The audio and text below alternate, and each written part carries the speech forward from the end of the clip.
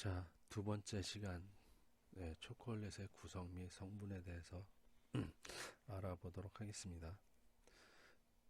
초콜릿의 구성에는 보면 카카오 딥, 초콜릿 리커, 카카오 버터, 카카오 파우더, 커버추어, 설탕, 분유, 착향료, 레시친 등이 있습니다. 먼저 카카오 닙은 로스팅이 끝난 카카오빈을 작게 분쇄해 놓은 것을 말합니다. 설탕이 첨가되어 있지 않기 때문에 카카오빈 본래의 풍미를 지니고 있고, 초콜릿을 응용하는 제품에서 풍미를 강하게 하거나 특별한 식감을 표현하고 싶을 때 사용합니다.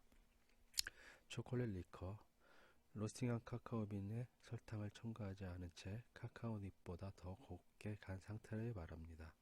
카카오빈이 약 55% 정도는 지방으로 구성되어 있는데, 이 지방을 글라인더로 갈면 세포 벽이 파괴되면서 걸쭉한 페이스트 상태, 즉 초콜릿 리커가 됩니다.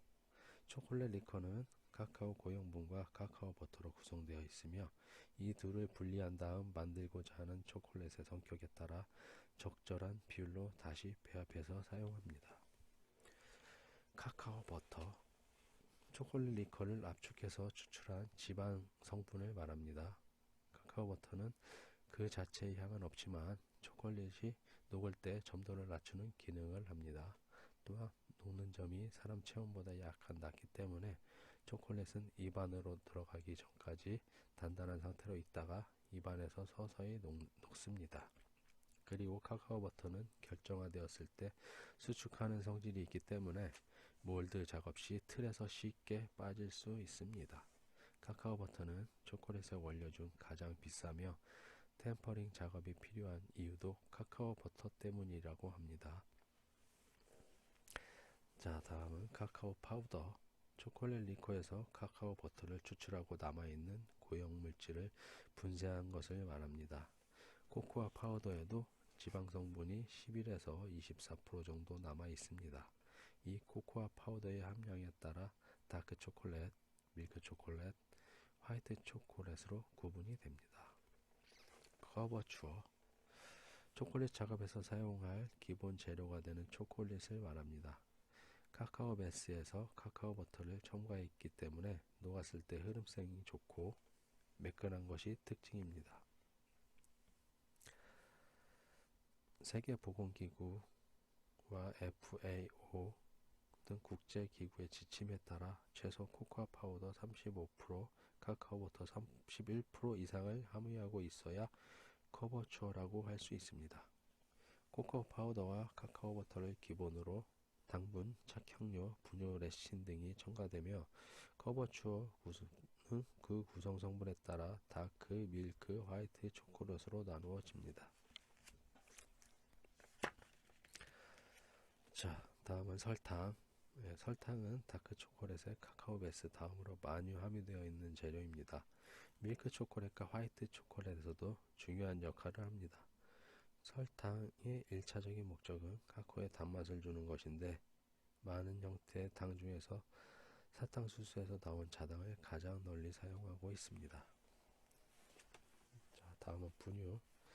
화이트 초콜릿과 밀크 초콜릿을 제조할 때 필요한 재료로 크림 같은 부드러운 향을 갖고 있습니다. 분유는 초콜릿을 템퍼링할 때 카카오 버터의 결정화를 지연시키는 성질이 있기 때문에 밀크 초콜릿이나 화이트 초콜릿을 작업하는 경우 다크 초콜릿보다 상대적으로 낮은 온도에서 다루어지고 있습니다. 다음은 착향료. 가장 보편적으로 사용되는 착향료는 바닐라 빈이나 바닐린입니다. 사용하는 종류에 따라 카카오의 쓴맛을 보완해주고 초콜릿 향을 좀 더 진하게 만들어줍니다. 이 외에도 스파이스나 견과류, 소금 등의 착향료가 사용되기도 합니다. 다음은 레시친. 대부분의 초콜릿은 소량의 레시틴을 포함하고 있습니다. 적정량의 레시틴은 녹아있는 초콜릿의 점도를 낮춰 흐름성을 좋게 만드는 역할을 합니다. 그러나 사용량의 전체 0.3% 이상을 넘게 되면 점도가 다시 높아지기 때문에 주의를 해야 합니다. 다음은 초콜릿의 영양 성분 및 건강과의 관계를 알아보도록 하겠습니다. 초콜릿의 건강이 이롭다는 주장이 인터넷이나 서적을 통해 쉽게 찾아볼 수 있는데요. 초콜릿을 먹으면 뇌에서 엔돌핀이 생성되고 사랑할 때의 감정처럼 고통을 줄여주며 심장병과 암의 위험을 낮추고 치아 건강에 좋으며 체험제나 정력제와 같은 효과가 있다는 등의 주장이 있습니다. 하지만 이런 실제로 주장들은 그 진 여부가 불확실한 경우가 많습니다. 초콜릿의 좋은 영양에 대한 연구는 대부분 거대 초콜릿 회사들이 지원을 통해 이루어진다고 합니다. 이러한 면에서 정직한 연구 결과라기보다는 초콜릿 매출을 올리기 위해서 의도된 연구 결과라고 의심할 수밖에 없습니다. 이러한 연구 결과의 대부분은 매년 발렌타인데이 전후에 많이 발표된다는 점이 그것에 대한 방증이 아닐까 생각이 듭니다. 물론 카카오가 카페인, 폴리페놀, 테오브로민, 탄닌, 인지질, 올레인산, 리니그린, 피라진 등과 같은 영양소와 그 외에도 다양한 복합물을 함유하고 있는 굉장히 복잡한 식품임에는 틀림이 없습니다. 그 중에서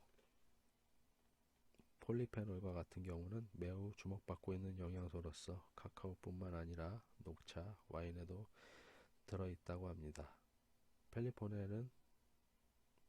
폴리페놀은 플라보노이드의 일종으로 항산화 작용 능력이 뛰어나 암과 심장병 예방을 해주며 폴리페놀에 대한 연구에 의하면 꾸준한 카카오 섭취를 통해 혈액 속의 항산화 물질이 증가하고 혈압이 낮아지며 혈액순환이 개선되어 심혈관계에 좋은 영향을 준다고 합니다.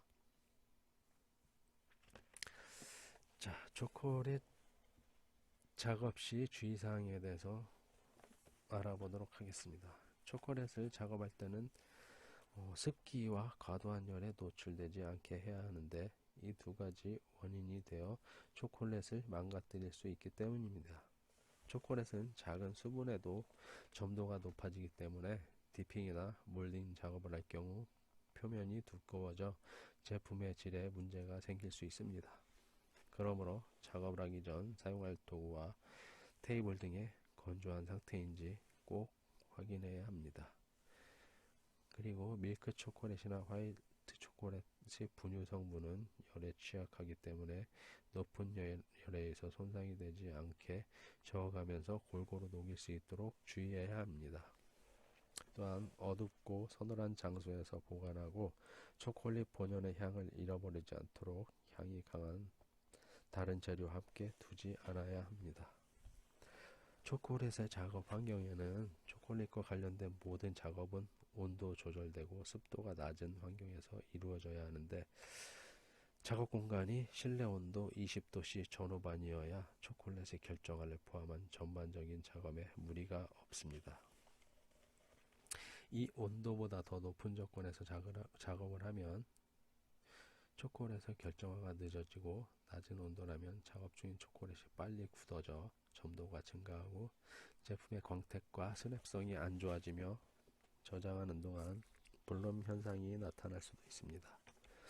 초콜릿의 보관 방법은 초콜릿 자체만으로는 수분이 없기 때문에 저장 시 수분 활동에 의한 박테리아나 곰팡이 등에 의해 상하지 않습니다. 때문에 다른 재료에 비해 장기간 보관이 가능하지만 열에 의해 지방이 산패하여 향이 떨어질 수 있으므로 주의하셔야 합니다. 다음 초콜릿의 기초 작업에 대해서 알아보도록 하겠습니다.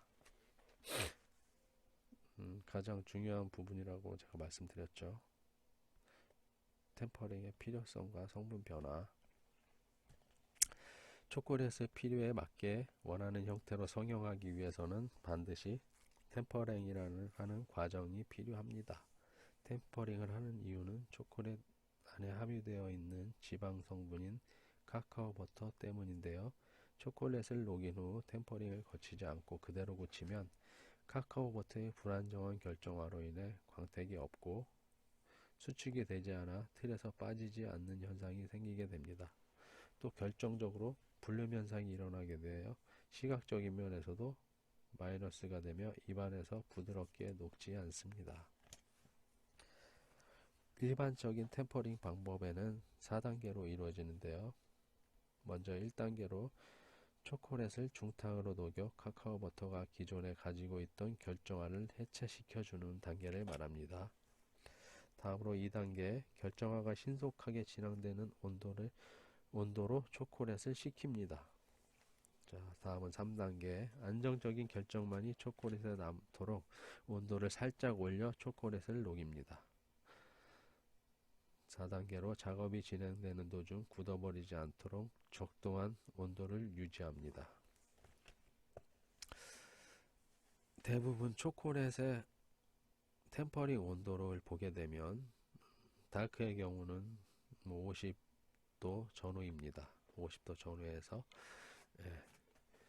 50도 전후로 결정화를 해체시킨 다음에 2단계로 27도에서 28도 정도로 낮추어집니다. 그리고 다시 31도로 온도를 올려줍니다. 그 상태에서 31도를 계속 유지해 가면서 초콜릿 작업을 하게 되면 틀에서도 잘 빠지고 굳어서 불륜 현상도 일어나지 않도록 템퍼링 온도가 그만큼 중요하게 되겠습니다. 템퍼링 방법으로는 순행법, 대리석법, 적정법 등이 있는데요. 우리가 수업할 때 쓰게 될 소량을 쓰게 될 방법이 순행법이고, 대리석법 같은 경우는 조금 많은 양, 접정법도 마찬가지입니다. 좀 많은 양을 할 때 사용되는 방법입니다. 템퍼링 방법을 선택할 때는 작업 환경이나 초콜릿 양, 작업 시간의 여유 등을 고려해서 적절한 방법을 사용해야 되는데요. 예를 들어 순행법은 적은 양의 초콜릿을 템퍼링 할 때 편리하고, 대리석법은 1kg 이상 대량의 초콜릿을 작업할 때 적정한 방법이 되겠습니다. 접종법은 초콜릿 조각을 넣고 녹이면서 초콜릿의 전체적인 온도를 서서히 떨어뜨리는 방법이기 때문에 시간적인 여유가 있을 때 사용하는 방법입니다. 순행법, 먼저 순행법, 따뜻한 물에서 중탕으로 55도 정도까지 녹인 초콜릿을, 여기서 55도 정도는 다크 초콜릿을 얘기하는 거겠죠. 차가운 물로 식혀 결정화시킵니다. 이때 초콜릿이 덩어리지지 않도록 주의하며 온도를 점차적으로 내려주는 것이 중요합니다. 27도에서 28도씨까지 내려가면 다시 따뜻한 물로 옮겨서 살짝 제갈하여 30도에서 31도로 맞춥니다. 만약 그 이상의 온도가 올라가면 다시 차가운 물로 옮겨 식혀야 합니다. 다음은 대리석법. 18도에서 20도씨 정도 되는 대리석에서 많은 양의 초콜릿을 빠르게 템퍼링 할 수 있는 방법입니다. 다른 두 가지 템퍼링 방법에 비해 작업자의 숙련도가 필요한 작업인데요. 초콜릿을 어떻게 결정화시키냐에 따라 초콜릿의 점도가 달라집니다. 결정화가 가할 경우 점도의 증가로 인해 작업할 수 있는 시간이 짧아지고, 그 반대일 경우 불륜 현상 등이 생길 수 있습니다. 작업을 시작하기 전에 사용할 대리석에 이물질이나 수분이 없는지 확인한 다음 녹인 초콜릿의 50에서 65% 정도를 붓습니다. 스패츌러나 스크레이퍼를 이용해서 온도를 떨어뜨리고 초콜릿에 남아있는 볼에 다시 모아서 최종 온도를 맞춰주면 됩니다. 다음은 접종법입니다. 50도씨 이상으로 녹인 초콜릿에 템퍼링된 초콜릿 조각을 첨가해서 결정화시키는 방법입니다. 초콜릿 조각들이 녹으면서 전체 초콜릿 온도가 내려가게 되는데 29도에서 30도가 될 때까지 조금씩 초콜릿 조각을 넣으면서 최종 온도를 맞춰줍니다. 이때 사용하는 초콜릿 조각은 반드시 템퍼링이 된 것을 사용해야 합니다. 그리고 또 다른 방법으로 불완전 녹이기가 있는데요. 잘게 부수어 놓은 초콜릿 조각들을 80% 정도 녹인 다음 나머지 녹지 않은 20%와 섞으면서 템퍼링 하는 방법입니다. 주의할 점은 템퍼링 된 초콜릿 조각을 사용하여야 하고 잘게 다져야만 고르게 녹일 수 있습니다. 접종법이랑 좀 유사하죠. 자, 템퍼링은 더 자세한 것은 실습 시간을 통해서 보여드리도록 하고, 템퍼링에 대한 설명은 이것으로 마치도록 하겠습니다. 자, 이번 시간도 마찬가지로 2교시도 이것으로 마치도록 하고 1교시와 마찬가지로 똑같은 과제를 수행하도록 하겠습니다. 여러분 다소 지루한 점이 있으시더라도 좀 이해를 해주시고 매끄럽지 못한 진행 과정도 제가 처음으로 하는 인터넷 강의이기 때문에 조금 양해해 주시기 바랍니다. 그리고 아까 첫 번째 시간에 또 말씀드렸듯이 여러분이 생각하는 초콜릿이나 만들고 싶은 초콜릿 이런 것들을 생각해서 적어 주시면 실습 시간에 여러분께 초콜릿 작업할 실습 시간에 반영해서 해보도록 하겠습니다. 자, 2교시 수업 마치도록 하겠습니다. 감사합니다.